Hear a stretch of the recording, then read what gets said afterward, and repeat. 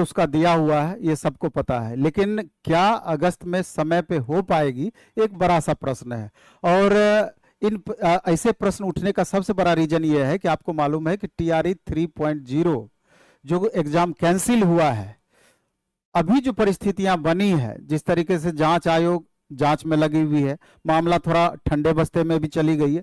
क्या लगता है कि 15 जून के तुरंत बाद, चूंकि 15 जून से पहले तो किसी भी सूरत में होने की संभावना नहीं है, क्या 15 जून के तुरंत बाद हो पाएगी या फिर जुलाई भी जा सकती है, एक बड़ा सा प्रश्न है। अगर जून जुलाई में TRE 3 ही होगा तो क्या लगता है कि TRE 4 अगस्त में हो पाएगा। लेकिन जो भी हो, हम लोग TRE 4.0 अगस्त का ही डेट 100% मान करके चल रहे हैं, और उसी हिसाब से तैयारी स्टूडेंट भी लगातार, स्टूडेंट को भी करनी चाहिए, क्योंकि मैं भी सरकार की जो मंशा है, जिस हिसाब से अब तक अप्रत्याशित रूप से लगातार चौंकाती रही है, हो सकता है कि अगस्त में भी आपका एग्जाम हो जाए। और इस वीडियो को बनाने के पीछे हमारा उद्देश्य है, जैसा कि आप थंबनेल में देख रहे हैं, कि 9 अप्रैल से हम स्टार्ट करते हैं, तो निसंदेह तब तक में, उससे पहले अगर जुलाई में एग्जाम होती है 3.0 का, तो 70-80% तक सिलेबस समाप्त हो जाएगा। अगर थोड़ा भी ज्यादा विलंब हो गया तो 100% तक 3.0 को फायदा इसका मिल सकता है, और 4.0 वाले को तो फायदा मिलेगा ही मिलेगा। एक्चुअल में क्या है कि 3.0 में वही कैंडिडेट हैं जो TRE 1.0 में भी शामिल हुए हैं, TRE 2.0 में भी शामिल हुए हैं, TRE 3.0 का भी फॉर्म भरे हैं, यानी कि लगभग वही कैंडिडेट हैं। लेकिन अब बहुत सारे कैंडिडेट को ऐसा लगता है कि TRE 2 में हम बहुत अच्छे से नहीं पढ़ पाए थे, TRE 3 में बहुत अच्छे से नहीं पढ़ पाए थे, आगे TRE 4.0 का एग्जाम है, तो अगर 4.0 के बैच को ज्वाइन करते हैं तो दोनों में फायदा मिल जाएगा, जो कि निश्चित रूप से सत्य है। और जो फ्रेश स्टूडेंट 4.0 के लिए होंगे उनको तो फायदा होगा, क्योंकि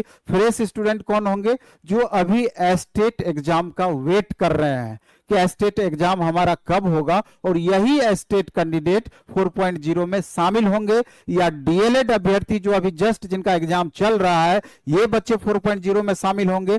इसके अलावे भी जो इस बार सीटेट वगैरह पिछली बार पास किए हैं, जिनको या इस बार सीटेट देना है जुलाई वाला, उनको भी 4.0 में मौका निश्चित रूप से मिलेगा। तो ये सारे अभ्यर्थी नए होंगे।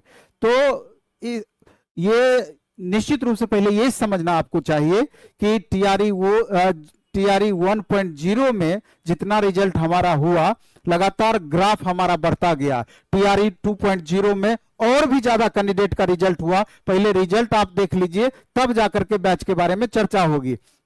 आप देख रहे हैं, छोटा छोटा फोटो देखिए, ये सारे TRE 2.0 के सिलेक्टेड कैंडिडेट हैं।